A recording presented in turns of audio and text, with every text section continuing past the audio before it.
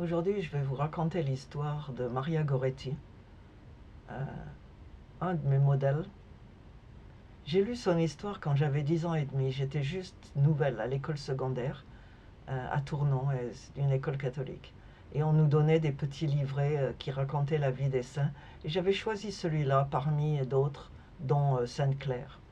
Et ce qui m'a touchée dans cette histoire, c'est que ce n'était pas quelqu'un qui a vécu longtemps, c'était une fille de mon âge.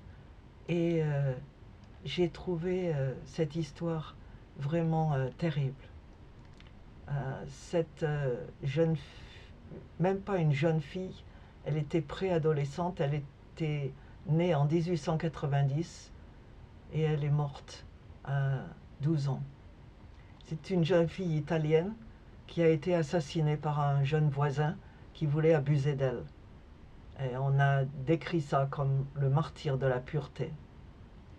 Elle était née donc en octobre 1890 en Italie, près du port d'Ancône, et c'était la fille de journaliers, des travailleurs agricoles très pauvres. Et en 1899, donc quand elle avait 9 ans, sa famille a dû déménager parce que le terrain qu'ils avaient ne pouvait plus les nourrir. Et ils sont arrivés au sud de Rome dans un minuscule logement qu'ils partageaient avec un veuf qui n'avait qu'un fils, un fils qui avait à l'époque 17 ans.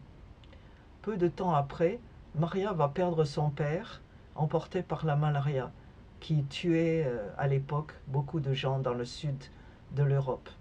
Étant l'aînée, c'est elle qui devait s'occuper de ses frères et sœurs, de la cuisine, du ménage, pendant que sa mère et son frère travaillaient au champ toute la journée.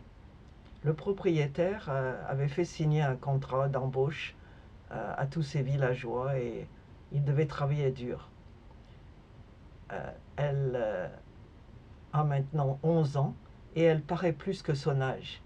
Et le jeune Alessandro, qui a maintenant 20 ans, profitant du fait qu'elle est souvent seule, se met à la poursuivre.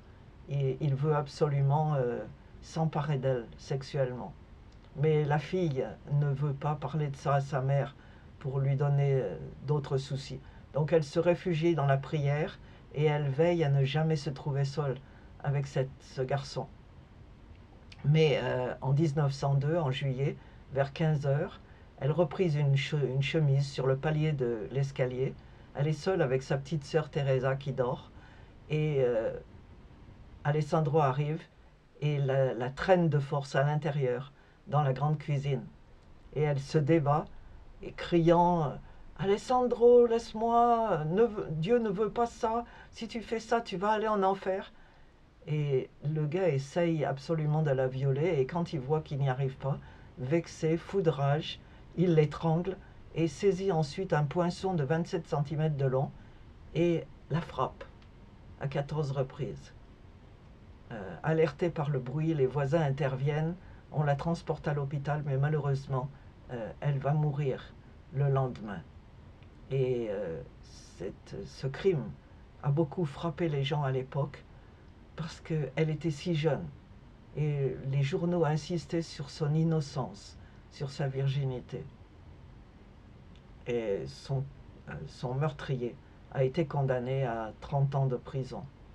Mais ce qui m'a beaucoup frappé surtout dans cette histoire, c'est que cette fille avait mon âge et qu'elle aurait pu,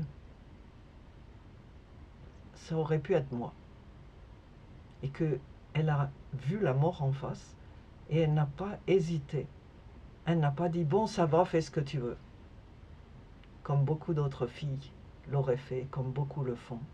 Aujourd'hui, des tas de filles, des milliers de jeunes filles ou de préadolescentes, ici en Angleterre et bien entendu dans beaucoup d'autres endroits, sont violées de force, sont forcées à prendre des drogues et je ne sais quoi. Et elles résistent, mais elles ne sont pas prêtes à perdre la vie pour ça. Elle voulait juste rester pure. Et c'est ce qui l'a tuée. Un courage remarquable.